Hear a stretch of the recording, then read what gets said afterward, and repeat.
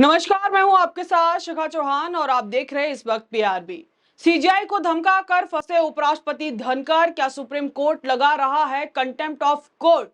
क्या उपराष्ट्रपति को हो सकती है सजा? जगदीप धनखड़ पर सुप्रीम कोर्ट के फैसले पलटवाने का भी गंभीर आरोप। आखिर क्या है ये पूरा मामला, आइए जानते हैं विस्तार से। कैसे अचानक जो है उपराष्ट्रपति धनखड़ चर्चाओं में आ गए और उनके ऊपर केस की बात की जा रही। देखिए, इस वक्त भारतीय जनता पार्टी के नेता खुद को सुप्रीम कोर्ट से ऊपर बताने की होड़ में तमाम मर्यादाएं लांघ रहे हैं। आपने बीते दिनों देखा कि कैसे सीजीआई पर, सुप्रीम कोर्ट पर अलग अलग तरीके की टिप्पणी की गई, अभद्र भाषा का प्रयोग किया गया। चाहे हम निशिकांत दुबे की बात करें, चाहे फिर हम जो किरण रिजिजू जी हैं उनकी तरफ से भी जो स्टेटमेंट आया था, बयान आए थे, काफी सारी चीजें ऐसे आई जो भारतीय जनता पार्टी ने सुप्रीम कोर्ट को जो है उसकी कह सकते हैं अवहेलना करना, कोई सम्मान नहीं करना, इस तरीके के जो स्टेटमेंट हमने देखे हाल ही में भारतीय जनता पार्टी के नेताओं की तरफ से।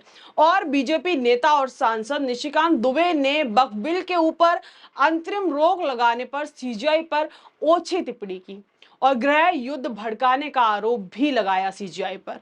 वहीं हमने ये भी देखा कि कैसे उपराष्ट्रपति जगदीप धनखड़ ने भी सुप्रीम कोर्ट के ऊपर ओछी टिप्पणी की और कहा कि सुप्रीम कोर्ट संविधान के आर्टिकल 142 यानी कि आर्टिकल 142 को 24/7 यानी कि 24 घंटे परमाणु बॉम्ब की तरह इस्तेमाल कर रहा है। यानी कि जो आर्टिकल 142 है उसका सुप्रीम कोर्ट गलत इस्तेमाल कर रहा है, जिसको बॉम्ब की तरह सुप्रीम कोर्ट अपने इस्तेमाल में ले रहा है। ये शब्द जगदीप धनखड़ के हैं। जब स्टेटमेंट आया था वो काफी चर्चाओं में थे और इसी के चलते अब सुप्रीम कोर्ट के ऊपर इन तमाम बयानों को लेकर जगदीप धनखड़ की मुश्किलें बढ़ती नजर आ रही हैं। उपराष्ट्रपति धनखड़ के ऊपर आखिर किसने कंटेम्प्ट ऑफ कोर्ट को लेकर जो है केस किया है, कंटेम्प्ट ऑफ कोर्ट को लेकर कलम चलाई है और कितनी सजा इस मामले में हो सकती है, वो बताने से पहले कल की घटना आपको जो है पहले बताना अति आवश्यक है। क्योंकि देखिए,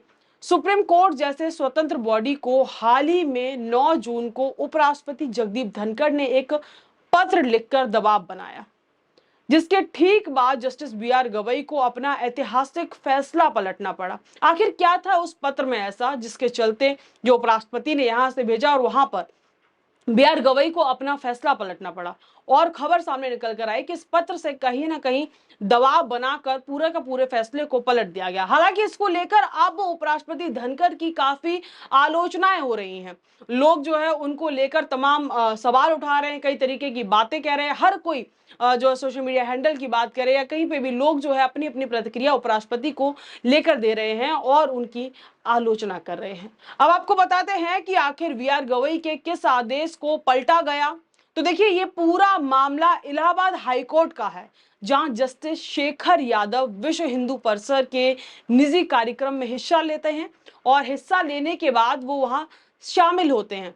और जब वहां पर शामिल होते हैं तो शामिल होने के बाद एक मंच से किसी एक पर्टिकुलर समुदाय को वो टारगेट करते हैं और उस समुदाय पर टिप्पणी करते हैं, जिसके बाद वहां मुस्लिम समुदाय पर आपत्तिजनक टिप्पणी करते हुए जस्टिस शेखर यादव बीजेपी यानी कि विश्व हिंदू परिषद के मंच से मुसलमानों को, मुस्लिम समुदाय को कठमुल्ला कहते हैं। जस्टिस शेखर के इसी बयान के बाद सुप्रीम कोर्ट इस पूरे के पूरे मामले पर संज्ञान लेते हुए इलाहाबाद हाई कोर्ट से रिपोर्ट मांगती है और 17 दिसंबर को मुसलमानों को कठमुल्ला कहने वाले जस्टिस शेखर को जो है सुप्रीम कोर्ट के कोलेजियम के सामने पेश होते हैं। वो उनको पेश होना पड़ता है, लेकिन पेश होने के बावजूद भी अदालत में वो इस पूरे के पूरे मामले को लेकर माफी नहीं मांगते हैं। वहीं आपको बता दें कि जस्टिस यादव के खिलाफ जो है 55 राज्यसभा सांसदों ने महाभियोग चलाने की भी पेशकश पेश की थी और साथ ही साथ उन पर सीबीआई जांच की भी मांग की थी। अब 55 राज्यसभा सांसद एक साथ तो देखिए ऐसी किसी भी छोटे मोटे मसले पे साथ नहीं आ जाएंगे, महाभियोग चलाने की बात ऐसे ही तो नहीं कह देंगे। एक बड़ी कंट्रोवर्सी हो गई है और इसके बावजूद भी, इतना सब कुछ होने के बावजूद भी गौर करने वाली बात यह है कि जस्टिस शेखर यादव ने यहाँ माफी नहीं मांगी। बता दें कि 1 फरवरी को सीजीआई ने जस्टिस शेखर यादव के ऊपर इन हाउस जांच शुरू करने के आदेश दिए और इसी इन हाउस जांच के आदेश को रोकने के लिए बता दें कि उपराष्ट्रपति धनखड़ ने 9 जून को सीजीआई को पत्र लिखा, जिसके बाद जस्टिस शेखर यादव के ऊपर ये इन हाउस जांच जो थी क्या होना था उसको वहीं के वहीं रोक दिया गया और यह जांच आगे नहीं बढ़ी। हालांकि इन हाउस जांच की प्रक्रिया आपको बता दें कि सुप्रीम कोर्ट की अपनी निजी प्रक्रिया होती है, जिसमें कोई भी और कह सकते हैं, कोई दूसरी बॉडी जो कह सकते हैं, कोई भी और या कोई दूसरी बॉडी उसमें हस्तक्षेप नहीं कर सकती है। लेकिन इसके बावजूद भी उपराष्ट्रपति इसमें हस्तक्षेप करते हैं, पत्र लिखते हैं और पूरी की पूरी प्रक्रिया को वहीं उस पर पूर्ण विराम लगा देते हैं।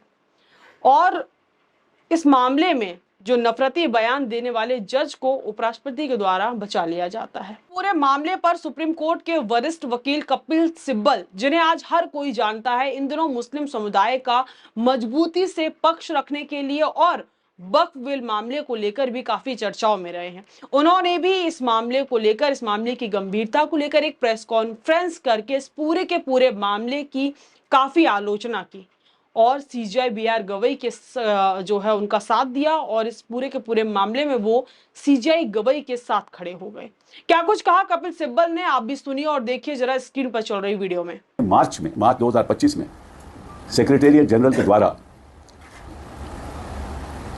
एक चिट्ठी भेजी चीफ जस्टिस ऑफ इंडिया को और वहां कहा गया कि आप इसमें आगे की कार्रवाई नहीं करिए।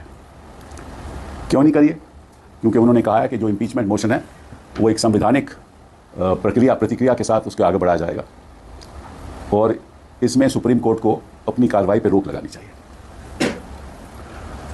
अब मुझे ये समझ नहीं है कि किस आधार पर यह बात हुई। पहला सवाल तो ये उठता है कि क्या सरकार को ऐसी और क्या चेयरमैन साहब को ऐसी चिट्ठी चीफ जस्टिस ऑफ इंडिया को लिखी जानी चाहिए? जो इन हाउस प्रोसीजर है वो सुप्रीम कोर्ट का अपना प्रोसीजर है, उसका इम्पीचमेंट मोशन से कोई ताल्लुक नहीं। तो अभी भी आपने सुना कपिल सिब्बल को और अब आपको बताते हैं कि आखिर उपराष्ट्रपति की मुश्किलें कैसे बढ़ी।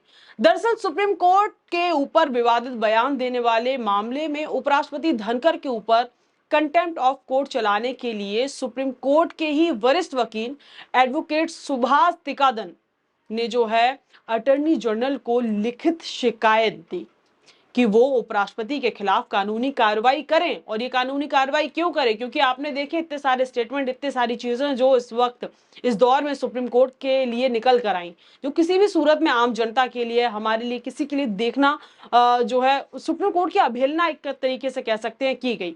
वहीं आपको ये भी बता दें कि कंटेम्प्ट ऑफ कोर्ट के मामले में कोई याचिका नहीं डाली जाती है, बल्कि इस मामले में अटॉर्नी जनरल इस मामले को खुद ही देखते हैं और वही आगे की कार्रवाई के आदेश देते हैं।